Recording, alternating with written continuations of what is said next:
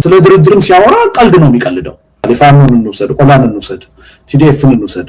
ጠበንጃ ይዘው ጫካ የገቡት እንግዲህ ዝም ብለው የመሸፈትና የመተኮስ ሱስ ኖሮባቸው ነው ብያለሁ። የሚያቀርባቸው የፖለቲካ ጥያቄዎች የፖለቲካ መፍትሄ ስላጡ መንግስት ችግሮቹን በውይይት በድርድር ከመፍታት ይልቅ በኃይል በጉልበት ለመፍታት ስለፈለገ ነው። መንግስት ጀኒውንሊ ማለት ነው በሐቅ በድርድርና በውይይት ችግሮችን የመፍታት ፍላጎት ቢኖረው ኖሮ የመጀመሪያ ግፊት የምናደርገው ታጣቂ ኃይሎቹ ላይ ይሆን ነበር። ግን እናውቃለን ስለ ድርድርም ሲያወራ ቀልድ ነው የሚቀልደው። ልክ አንዳንዶች አሁን ቤተ መንግስት ስንገባ ነው እንደራደረው እንደሚሉት ሁሉ መንግስት ደግሞ መጀመሪያ ተሸነፉና እንደራደር ነው የሚለው። ጠበንጃችሁን መጀመሪያ አስቀምጡና እንደራደር። ጠበንጃውን መጀመሪያ የሚያስቀምጥልህ እኮ ተሸንፎ ነው አይደል? ተሸነፍና እንደራደር አይባልም። ይሄ ልባዊ አይደለም። ስለዚህ ከማንም በላይ ደግሞ ይችን ሀገር ወደ ሰላም ለመውሰድ ኃላፊነቱ ያለው በመንግስት እጅ ነው። መንግስት ነው በስልጣን ላይ ተቀምጦ የሀገርን ጸጥታ ሰላም ለማስከበር ኃላፊነት ይወስዳል። ኢትዮጵያ ውስጥ ላለው ጦርነት መንግስት ተጠያቂ፣ ዋናው ተጠያቂ፣ ቀዳሚው ተጠያቂ እሱ ነው። እና መንግስት እንደ ፖሊሲ ነው የወሰደው ጦርነት የፖለቲካ መፍትሄን ለፖለቲካ ችግር ከመስጠት ይልቅ በማሸነፍ ብቻ በጉልበት ብቻ አንበረከካችኋል የሚል ስልት በመከተሉ ነው እንዲህ አይነት በታሪካችን አይተነው የማናውቅ ጦርነት በኢትዮጵያ ውስጥ አሁን እየተካሄደ ያለው። ይሄን አስተሳሰቡን መንግስት ግን አሁን ነገ ቢቀይርና ከልቡ ለእውነተኛ ድርድር ቢሰለፍ ከዛ በኋላ ነው አሁን እውነተኛ ድርድር ነው እየተጠየቀ ያለው። ተደራደሩ ብለን እነሱ ላይ ነው ግፊት የምናደርገው። ደግሞ የህዝብ ድጋፍ አይኖራቸውም። እንደዛ ከሆነ ተራ ሽፍታ ነው የሚሆኑት። ስለዚህ አሁን ዋናው ተጠያቂ መንግስት ነው። መንግስት ከልቡ ለመደራደር ፍላጎት የለውም። የውሸት ነው ሽማግሌ እየላኩ ምናምን እያልኩ ይላል። እየጠየቀ ያለው ግን ተሸነፉና እጃችሁን ስጡና የሆነ ድርጎ ሰጣችኋለሁ ነው እያለ ያለው። እንዴት እኮ በሰላም እና በድርድር ስም ይሄ መንግስት እንደሚቀልድ እኮ እያየን እኮ ነው አይደል? አንድ መሪ የነበረ ሁለት መሪ የነበሩ ሰዎች እጃቸው የሰጡትን ትልቅ ሆቴል ላይ ፊርማ አስፈርሞ ልክ ከፋኖ ጋራ ከኦላ ጋራ ድርድርና የሰላም ስምምነት እንዳደረገ አድርጎ ነው እኮ በቴሌቪዥን በሬዲዮ የሚናገረው። ይሄ ትክክል አይደለም። ይሄ በሰላም ላይ መቀለድ ነው እውነቱን ለመናገር። እና ወደድንም ጠላንም እነዚህ ታጣቂ ኃይሎች የህዝብ ድጋፍ አላቸው። የህዝብ ድጋፍ ባይኖራቸው ኖሮ እዚህ አይደርሱም፣ ሰርቫይቭ አያደርጉም። የህዝብ ድጋፍ ደግሞ ይኖራቸው ህዝቡ ራሱ የሚያነሳውን የፖለቲካ ጥያቄ ስለያዙ ነው። እነሱ አጀንዳ ስላላቸው እንዲህ አይነቱን ኃይል በጦርነት ልታሸንፍ አትችልም። በፖለቲካ ድርድር ነው ችግሩን ልትፈታው የምትችለው። መንግስት ኃላፊነቱን ቢወጣ እኔ የመጀመሪያ ሰው ሆናለሁ። በሐቅ መንግስት ችግርን በድርድር በውይይት ሊፈታ ቢፈልግ እኔ የመጀመሪያ ሰው ሆናለሁ። ወጥቼ ታጣቂ ኃይሎችን ከዚህ በኋላ ጠበንጃችሁን ጥላችሁ ተደራደሩ ግቡ ለማለት። አሁን ባለው ሁኔታ ግን መንግስት ፈቃደኛ አይደለም። መንግስት በጉልበት ብቻ ነው የሚያምነው። መንግስት ጦርነት ፖሊሲው ነው። እንዲህ በሆነ አጋጣሚና በሁኔታዎች አስገዳጅነት አይደለም መንግስት ወደ ጦርነት እየገባ ያለው።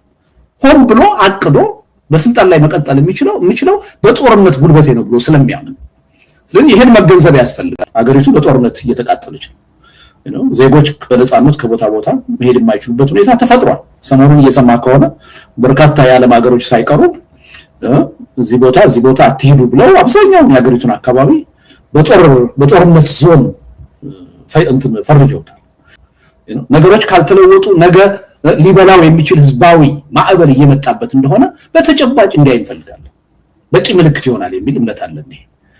ይሄን አይቶ ወደ እውነተኛ ለውጥ እንዲሄድ የህዝብን ጥያቄ ወደ መቀበል አቅጣጫ እንዲሄድ ጠቅላይ ሚኒስትሩ ይሄን ለመቀበል እንኳን ፍላጎት ከሌላቸው መከላከያ ውስጥ ያለው የጸጥታ ኃይል በሚሊዮን የሚቆጠረው የገዢው ፓርቲ አባላትና ካድሬዎች ይሄ ነገር ይሄ ሰው ይዘውን ሲጻፉ ዝም ብለን ማየት የለብንም። የመፍትሄው አካል መሆን አለብን። ከህዝቡ ትግል ጋር መተባበር አለብን። አሁን በያዝነው መንገድ የትም አንደርስም ሊሉ እንፈልጋለን። በደም ተጠላም አሁን ዓለም አቀፉ ህብረተሰብ በስልጣን ላይ ያለውን መንግስት እየደገፈው እንዳይሞትም እንዳይድንም እንደ ግሉኮስ እርዳታ ብድር እየሰጠ እያከረመው ነው። ይሄ ለምንድን ነው የሆነው? አማራጭ ተቃዋሚ ኃይል የለም ብሎ ስለሚያምን። ተቃዋሚዎች የተበታተኑ ናቸው፣ አልተባበሩም። ስለዚህ አገሪቱን እንደሚያስቀጥሉ እርግጠኛ አይደለሁም ብሎ ያምናል ዓለም አቀፉ ህብረተሰብ። ለዓለም አቀፉ ህብረተሰብ ሁለት መልእክት ያስተላልፋል። አንደኛ ተቃዋሚዎች ከልዩነት ይልቅ በአንድነት መሰባሰብ በደንብ መጀመራችንን እንዲያዩ እናደርጋለን። ሁለተኛ ኢትዮጵያ ውስጥ ምን ያህል ህዝብ የወቅቱን መንግስት አገዛዝ እየተቃወመው እንደሆነ በቂ መረጃ እንዲያገኙ እናደርጋለን። እና አቋማቸውን ከአገዛዝ ጋር ሳይሆን ከህዝብ ጋር እንዲያደርጉ የሚገደዱበት ሁኔታ ይመጣል ማለት ነው። 10 ዓመታት ታይቶ የማይታወቅ ማለት የብሔርን የተሻገረ ሃይማኖትን የተሻገረ የፖለቲካ አይዲዮሎጂን የተሻገረ ሁሉም ኢትዮጵያዊ የጋራ ችግር አለብኝ በጋራ መታገል አለብኝ ብሎ በአንድ ላይ የሚወጣበት ወይ የትግራይ ተወላጆች ለብቻቸው ወይ የአማራ ተወላጆች ለብቻቸው ወይ እንደዚህ ነው። በኢትዮጵያዊነት በዜግነት ሁላችንም የጋራ ችግር አለብን ብለው መሰለፍ ካቆሙ በጣም ቆይተዋል። ስለዚህ ይሄን ነገር ሰብረን ለመጀመሪያ ጊዜ የብሔር ልዩነትን የፖለቲካ አመለካከት ልዩነትን ሃይማኖትን የተሻገረ ሰላማዊ ሰልፎች መሬት ላይ እንዲካሄዱ እናደርጋለን። ይሄን ውጤታማ ስናደርግ አገር ቤት ያለውን ህዝብ ይነቃቃል። ከዛ በኋላ ይሄ የጉዳዩ ዋና ባለቤት የሆነው መሰረታዊ የሆነ ዘላቂ የሆነ ውጤት ሊያመጣ የሚችለው የኢትዮጵያ ህዝብ ነው። እኛ ውጭ ሆነን መንግስት ልንለውጥ አንችልም፣ ልናሸንፍ አንችልም። ያ የኢትዮጵያ ህዝብ ጠንካራ የሆነ ፈጣን የሆነ ህዝባዊ እምቢተኝነት አካሂዶ ለውጥ እንዲያመጣ ጥረት ነው የምናደርገው። ለዚህ ደግሞ ረጅም ጊዜ ዝግጅት ስናደርግ ነው የቆየ ነው። ዝም ብለን መንግስትን መቃወምና መንግስትን ከስልጣን ማውረድ ቢሆን ነው ግባችን አሁን በስፋት ስለ ሽግግር ጉዳይ ማውራት አያስፈልገንም ነበር። ገምግመናል። ለምንድን ነው የኢትዮጵያ ህዝብ ሁልጊዜ ትግል እያደረገ መስዋዕትነት እየከፈለ ግን በዘላቂነት የሚበጀውን መንግስት ወይም ስርዓት ያላገኘው ለምንድን ነው ብለን በደንብ ገምግመናል። ለምንድን ነው መስዋዕትነት ከተከፈለ በኋላ ለውጡ የሚጠለፈው ለምንድን ነው? ወይም ደግሞ አንድን አምባገነን በሌላ አምባገነን የሚተካው ለምንድን ነው? የኢትዮጵያ ህዝብ የሚመኘውን ዲሞክራሲያዊ ስርዓት እስካሁን ለምን አላገኘም ብለን ገምግመናል። በዛ ረገድ የነበሩ ስህተቶች፣ ድክመቶች መታረም አለባቸው ብለን አምነናል። ስለዚህ ምንድነው ትግል ሲደረግ ስለምትጥለው ነገር ብቻ አይደለም መጨነቅ ያለብህ። በምትጥለው ነገር ስለምትተካው ነገር ነገ ሳይሆን ከጣልክ በኋላ ሳይሆን ከወዲሁ ማሰብ አለብህ፣ መጨነቅ አለብህ፣ መስራት አለብህ ብለን ትምህርት ወስደናል።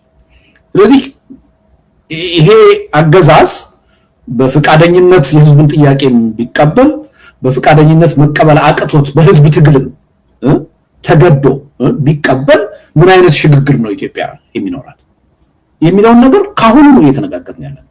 ብዙዎቻችን በዚህ ረገድ ብዙ ሰነዶች እያዘጋጀን ውይይቶች እየተካሄዱ እንዳለፉት የለውጥ ሂደቶች ምንም ችግር የለውም ዋናው የመንግስት ከስልጣን መውረድ ነው እሱ ከወረደ በኋላ እናስብበታለን የሚለው ነገር አይሰራም፣ ትክክል አይደለም ብለን ወስነን ነው በስፋት አሁን ስለ ሽግግር እያወራን ያለነውና ዋናው ዓላማችን እኛ የኢትዮጵያ ህዝብ ለዘመናት ሲመኘው የነበረው ዲሞክራሲያዊ ስርዓት ዘላቂ ስርዓት እንዲያገኝ ነው እንጂ መንግስትን ይመጣል ታርጌት አይደለም። መንግስትን ይመጣል ጉዳይ እኛ ሰላማዊ ትግል ወይም ህዝባዊ እምቢተኝነት ማካሄድም ሳያስፈልገን የታጠቁት ኃይሎች ምናልባት ነገ ከነገ ወዲያ ሊጥሉት ይችላሉ።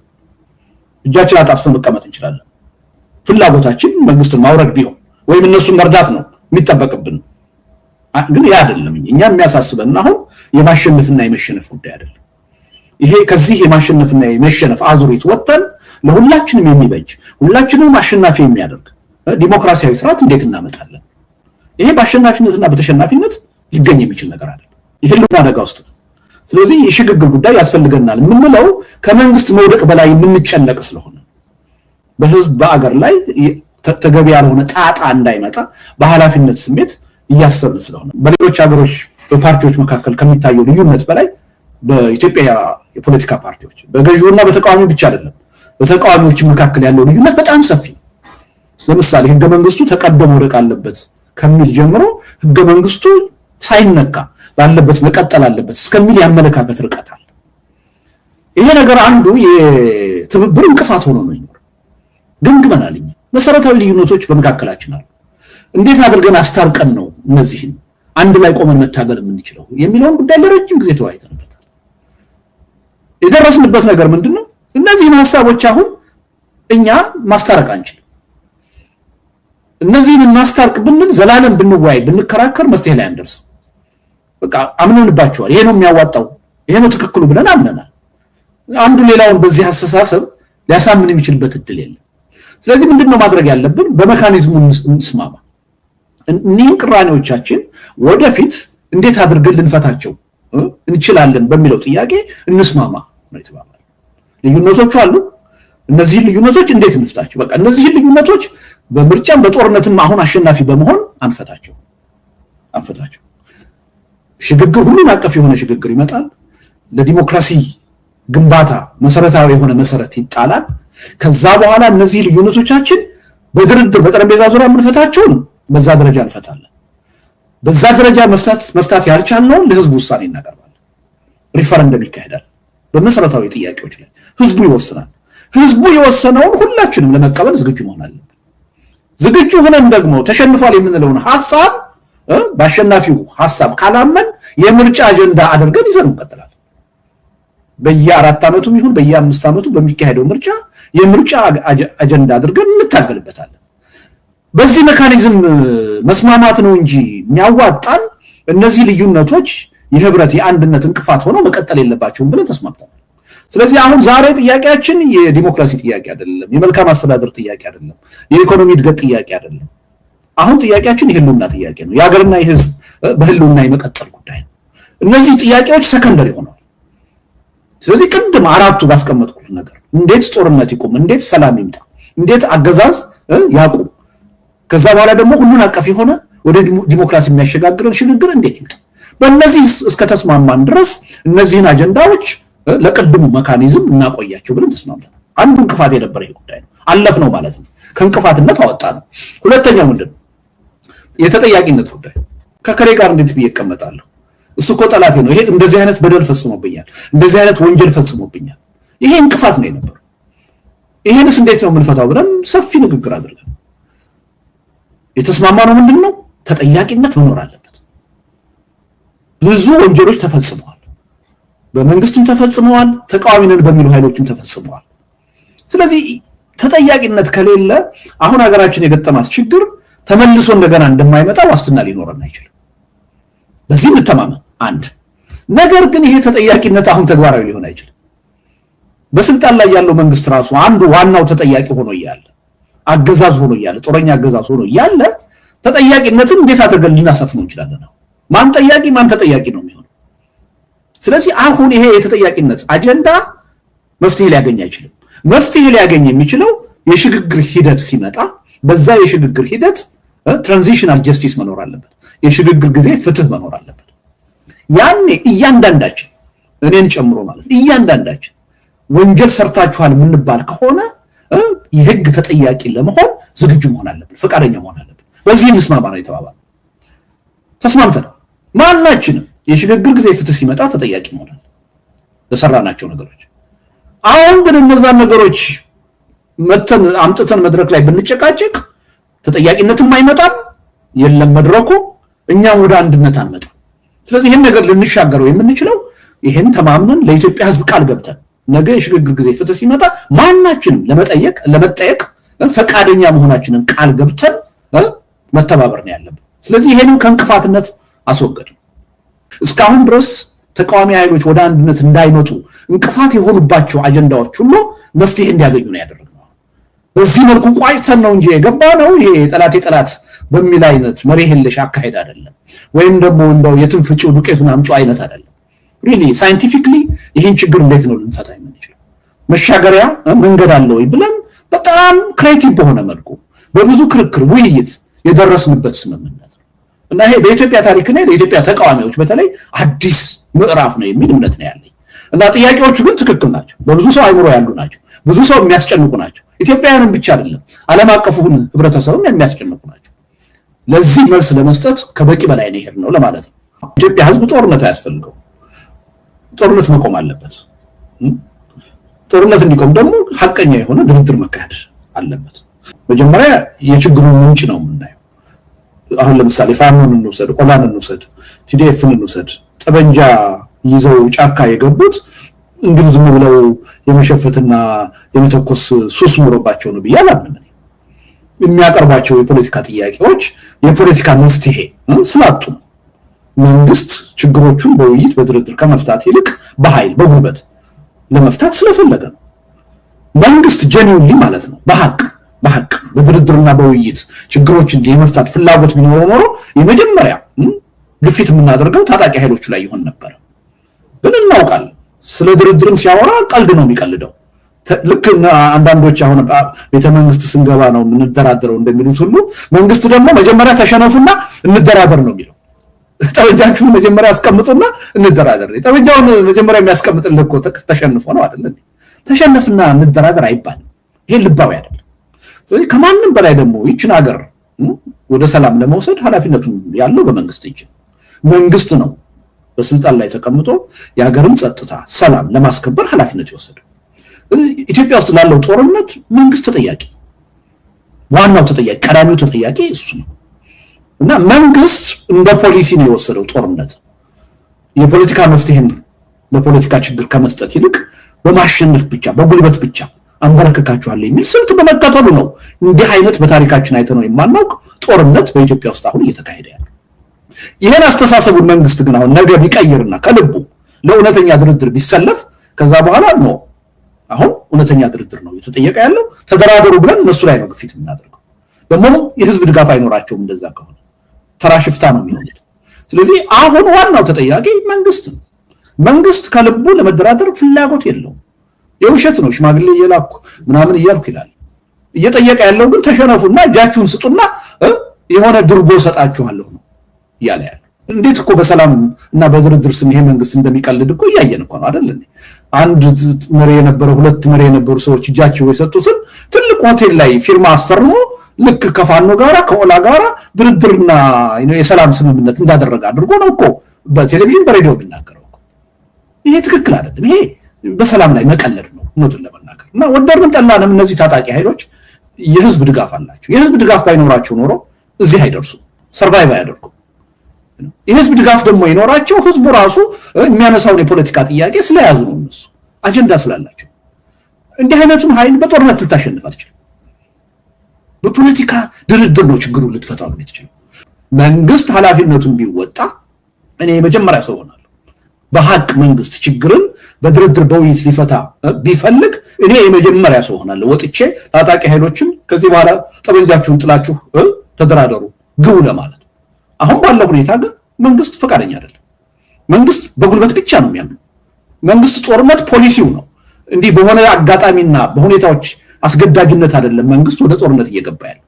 ሆን ብሎ አቅዶ በስልጣን ላይ መቀጠል የሚችለው በጦርነት ጉልበቴ ነው ብሎ ስለሚያምን፣ ስለዚህ ይሄን መገንዘብ ያስፈልጋል። መንግስት ግን ከልቡ ለሰላም ቢቆም ያኔ ልንወቀስ እንችላለን። መንግስት ስለ ድርድርም ሲያወራ ቀልድ ነው የሚቀልደው። ፋኖን እንውሰድ፣ ኦላን እንውሰድ፣ ቲዲኤፍን እንውሰድ። ጠበንጃ ይዘው ጫካ የገቡት እንዲሁ ዝም ብለው የመሸፈትና የመተኮስ ሱስ ኖሮባቸው ነው ብዬ አላምንም። የሚያቀርባቸው የፖለቲካ ጥያቄዎች የፖለቲካ መፍትሄ ስላጡ መንግስት ችግሮቹን በውይይት በድርድር ከመፍታት ይልቅ በኃይል በጉልበት ለመፍታት ስለፈለገ ነው። መንግስት ጀኒውንሊ ማለት ነው በሐቅ በድርድርና በውይይት ችግሮችን የመፍታት ፍላጎት ቢኖረው ኖሮ የመጀመሪያ ግፊት የምናደርገው ታጣቂ ኃይሎቹ ላይ ይሆን ነበር። ግን እናውቃለን ስለ ድርድርም ሲያወራ ቀልድ ነው የሚቀልደው። ልክ አንዳንዶች አሁን ቤተመንግስት ስንገባ ነው የምንደራደረው እንደሚሉት ሁሉ መንግስት ደግሞ መጀመሪያ ተሸነፉና እንደራደር ነው የሚለው። ጠበንጃችሁን መጀመሪያ አስቀምጡና እንደራደር። ጠበንጃውን መጀመሪያ የሚያስቀምጥልህ እኮ ተሸንፎ ነው አይደል? ተሸነፍና እንደራደር አይባልም። ይሄ ልባዊ አይደለም። ስለዚህ ከማንም በላይ ደግሞ ይችን ሀገር ወደ ሰላም ለመውሰድ ኃላፊነቱ ያለው በመንግስት እጅ ነው። መንግስት ነው በስልጣን ላይ ተቀምጦ የሀገርን ጸጥታ ሰላም ለማስከበር ኃላፊነት ይወሰዳል። ኢትዮጵያ ውስጥ ላለው ጦርነት መንግስት ተጠያቂ፣ ዋናው ተጠያቂ፣ ቀዳሚው ተጠያቂ እሱ ነው እና መንግስት እንደ ፖሊሲ ነው የወሰደው ጦርነት የፖለቲካ መፍትሄን ለፖለቲካ ችግር ከመስጠት ይልቅ በማሸነፍ ብቻ በጉልበት ብቻ አንበረከካችኋለሁ የሚል ስልት በመከተሉ ነው እንዲህ አይነት በታሪካችን አይተነው የማናውቅ ጦርነት በኢትዮጵያ ውስጥ አሁን እየተካሄደ ያለው። ይሄን አስተሳሰቡን መንግስት ግን አሁን ነገ ቢቀይርና ከልቡ ለእውነተኛ ድርድር ቢሰለፍ ከዛ በኋላ ነው አሁን እውነተኛ ድርድር ነው እየተጠየቀ ያለው። ተደራደሩ ብለን እነሱ ላይ ነው ግፊት የምናደርገው። ደግሞ የህዝብ ድጋፍ አይኖራቸውም። እንደዛ ከሆነ ተራ ሽፍታ ነው የሚሆኑት። ስለዚህ አሁን ዋናው ተጠያቂ መንግስት ነው። መንግስት ከልቡ ለመደራደር ፍላጎት የለውም። የውሸት ነው ሽማግሌ እየላኩ ምናምን እያልኩ ይላል። እየጠየቀ ያለው ግን ተሸነፉና እጃችሁን ስጡና የሆነ ድርጎ ሰጣችኋለሁ ነው እያለ ያለው። እንዴት እኮ በሰላም እና በድርድር ስም ይሄ መንግስት እንደሚቀልድ እኮ እያየን እኮ ነው አይደል? አንድ መሪ የነበረ ሁለት መሪ የነበሩ ሰዎች እጃቸው የሰጡትን ትልቅ ሆቴል ላይ ፊርማ አስፈርሞ ልክ ከፋኖ ጋራ ከኦላ ጋራ ድርድርና የሰላም ስምምነት እንዳደረገ አድርጎ ነው እኮ በቴሌቪዥን በሬዲዮ የሚናገረው። ይሄ ትክክል አይደለም። ይሄ በሰላም ላይ መቀለድ ነው እውነቱን ለመናገር እና ወደድንም ጠላንም እነዚህ ታጣቂ ኃይሎች የህዝብ ድጋፍ አላቸው። የህዝብ ድጋፍ ባይኖራቸው ኖሮ እዚህ አይደርሱም፣ ሰርቫይቭ አያደርጉም። የህዝብ ድጋፍ ደግሞ ይኖራቸው ህዝቡ ራሱ የሚያነሳውን የፖለቲካ ጥያቄ ስለያዙ ነው እነሱ አጀንዳ ስላላቸው እንዲህ አይነቱን ኃይል በጦርነት ልታሸንፍ አትችልም በፖለቲካ ድርድር ነው ችግሩን ልትፈታው የምትችለው መንግስት ኃላፊነቱን ቢወጣ እኔ የመጀመሪያ ሰው ሆናለሁ በሐቅ መንግስት ችግርን በድርድር በውይይት ሊፈታ ቢፈልግ እኔ የመጀመሪያ ሰው ሆናለሁ ወጥቼ ታጣቂ ኃይሎችን ከዚህ በኋላ ጠበንጃችሁን ጥላችሁ ተደራደሩ ግቡ ለማለት አሁን ባለው ሁኔታ ግን መንግስት ፈቃደኛ አይደለም መንግስት በጉልበት ብቻ ነው የሚያምነው መንግስት ጦርነት ፖሊሲው ነው እንዲህ በሆነ አጋጣሚና በሁኔታዎች አስገዳጅነት አይደለም መንግስት ወደ ጦርነት እየገባ ያለው ሆን ብሎ አቅዶ በስልጣን ላይ መቀጠል የሚችለው በጦርነት ጉልበቴ ነው ብሎ ስለሚያምን ስለዚህ ይሄን መገንዘብ ያስፈልጋል አገሪቱ በጦርነት እየተቃጠለች ነው ዜጎች በነፃነት ከቦታ ቦታ መሄድ የማይችሉበት ሁኔታ ተፈጥሯል ሰሞኑን እየሰማ ከሆነ በርካታ የዓለም ሀገሮች ሳይቀሩ እዚህ ቦታ አትሄዱ ብለው አብዛኛውን የሀገሪቱን አካባቢ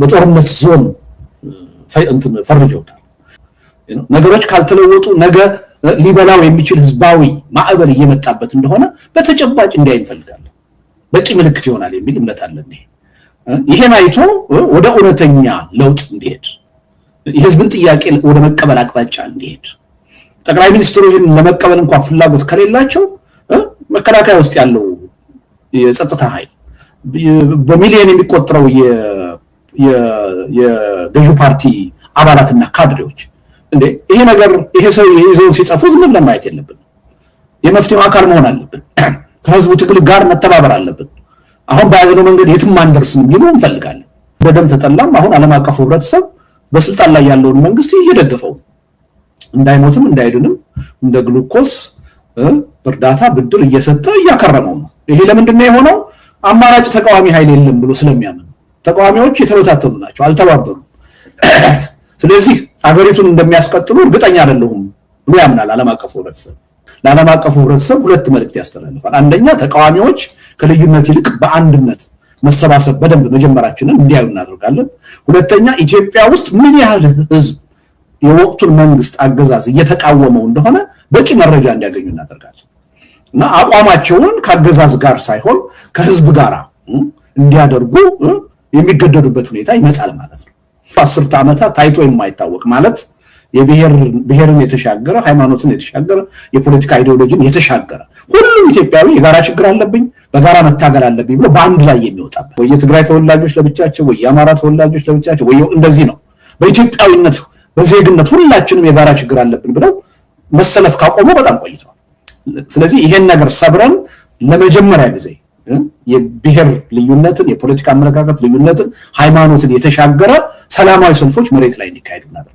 ይሄን ውጤታማ ስናደርግ አገር ቤት ያለው ህዝብ ይነቃቃል ከዛ በኋላ ይሄ የጉዳዩ ዋና ባለቤት የሆነው መሰረታዊ የሆነ ዘላቂ የሆነ ውጤት ሊያመጣ የሚችለው የኢትዮጵያ ህዝብ ነው እኛ ውጭ ሆነን መንግስት ልንለውጥ አንችልም ልናሸንፍ አንችልም ያ የኢትዮጵያ ህዝብ ጠንካራ የሆነ ፈጣን የሆነ ህዝባዊ ምተኝነት አካሂዶ ለውጥ እንዲያመጣ ጥረት ነው የምናደርገው ለዚህ ደግሞ ረጅም ጊዜ ዝግጅት ስናደርግ ነው የቆየ ነው ዝም ብለን መንግስትን መቃወምና መንግስትን ከስልጣን ማውረድ ቢሆን ነው ግባችን አሁን በስፋት ስለሽግግር ጉዳይ ማውራት አያስፈልገንም ነበር ገምግመናል ለምንድን ነው የኢትዮጵያ ህዝብ ሁሉ ጊዜ ትግል እያደረገ መስዋዕትነት እየከፈለ ግን በዘላቂነት የሚበጀውን መንግስት ወይም ስርዓት ያላገኘው ለምንድን ነው ብለን በደንብ ገምግመናል ለምንድን ነው መስዋዕትነት ከተከፈለ በኋላ ለውጡ የሚጠለፈው ለምንድን ነው ወይም ደግሞ አንድን አምባገነን በሌላ አምባገነን የሚተካው ለምንድን ነው የኢትዮጵያ ህዝብ የሚመኘውን ዲሞክራሲያዊ ስርዓት እስካሁን ለምን አላገኘም ብለን ገምግመናል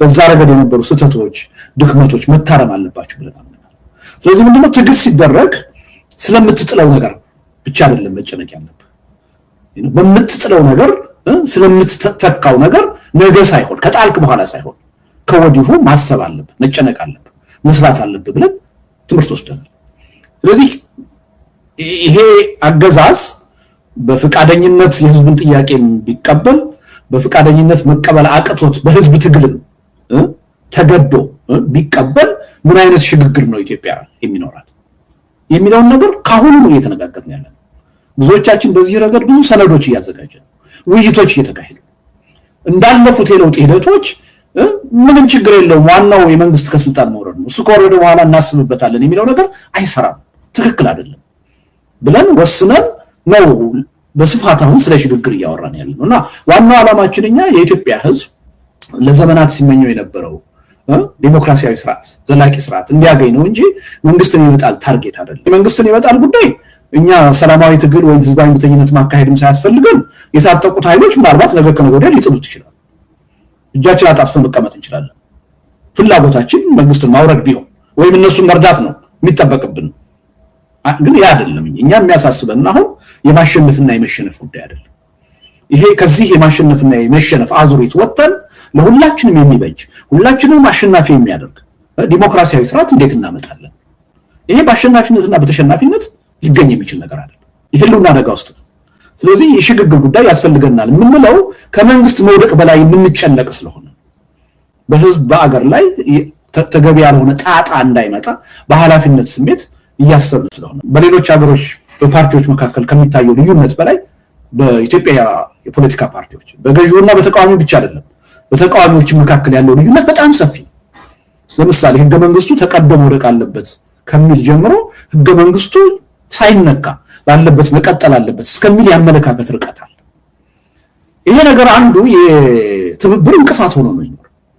ግምገማናል መሰረታዊ ልዩነቶች በመካከላችን አሉ። እንዴት አድርገን አስታርቀን ነው እነዚህን አንድ ላይ ቆመን መታገል የምንችለው የሚለውን ጉዳይ ለረጅም ጊዜ ተወያይተንበታል። የደረስንበት ነገር ምንድነው? እነዚህን ሐሳቦች አሁን እኛ ማስታረቅ አንችልም። እነዚህን እናስታርቅ ብንል ዘላለም ብንወያይ ብንከራከር መፍትሄ ላይ አንደርስ። በቃ አምነንባቸዋል። ይሄ ነው የሚያዋጣው፣ ይሄ ነው ትክክሉ ብለን አምነናል። አንዱ ሌላውን በዚህ አስተሳሰብ ሊያሳምን የሚችልበት እድል የለም። ስለዚህ ምንድነው ማድረግ ያለብን? በመካኒዝሙ እንስማማ። እኒህን ቅራኔዎቻችን ወደፊት እንዴት አድርገን ልንፈታቸው እንችላለን በሚለው ጥያቄ እንስማማ ነው የተባለው። ልዩነቶች አሉ። እነዚህ ልዩነቶች እንዴት እንፍታቸው? በቃ እነዚህ ልዩነቶች በምርጫም በጦርነትም አሁን አሸናፊ በመሆን አንፈታቸው።